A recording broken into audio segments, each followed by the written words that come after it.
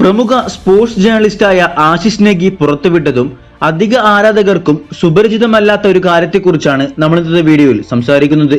നിലവിൽ ബ്ലാസ്റ്റേഴ്സിന്റെ കോച്ചിനെയും പുറത്താക്കി തോൽവിയുടെ കയത്തിൽ മുക്കി ആണിക്കല്ല് ഇളക്കി നിൽക്കുന്ന അവസ്ഥയിൽ എത്തിച്ച മാനേജ്മെന്റിനെതിരെ ഇനി മിണ്ടാതിരിക്കില്ല എന്ന തീരുമാനത്തിൽ ആരാധക കൂട്ടായ്മ മഞ്ഞപ്പടയും ആരാധകരും ഒന്നായി ശക്തമായി പ്രതിഷേധങ്ങൾ അറിയിച്ചുകൊണ്ടിരിക്കുകയാണ്.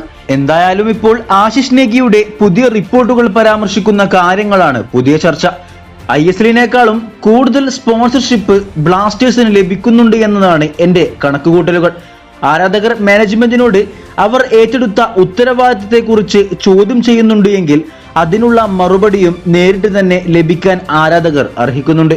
അത് സോഷ്യൽ മീഡിയ വഴിയുള്ള ചോദ്യോത്തരങ്ങളെക്കാൾ നല്ലത് നേരിട്ടുള്ള അഭിമുഖം തന്നെയാണ്. ആശിഷ് നേഗി വ്യക്തമാക്കുന്നു, ഇത്രയും ലാഭം ബ്ലാസ്റ്റേഴ്സിൽ ഉണ്ടാകുമ്പോൾ അതിൽ നിന്ന് ലഭിക്കുന്ന മുഴുവൻ തുകയും മുടക്കി ടീം സെറ്റാക്കാൻ പറയുന്നില്ല.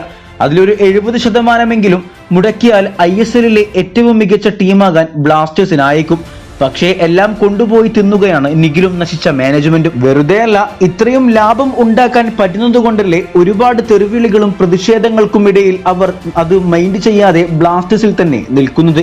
പൊന്മുട്ടയിടുന്ന താറാവാണ് ബ്ലാസ്റ്റേഴ്സ്, അതുകൊണ്ട് തന്നെ അവർ അതിനെ കൈവിടാൻ തയ്യാറാകില്ല. ആർത്തി കൂടി ആ പൊന്മുട്ടയിടുന്ന താറാവിനെ കൊന്നു തിന്നാതിരുന്നാൽ മതിയായിരുന്നു. വീഡിയോ അവസാനിക്കുന്നു. കൂടുതൽ കേരള ബ്ലാസ്റ്റേഴ്സ് ISL വാർത്തകളുമായി അടുത്ത വീഡിയോയിൽ കാണാം.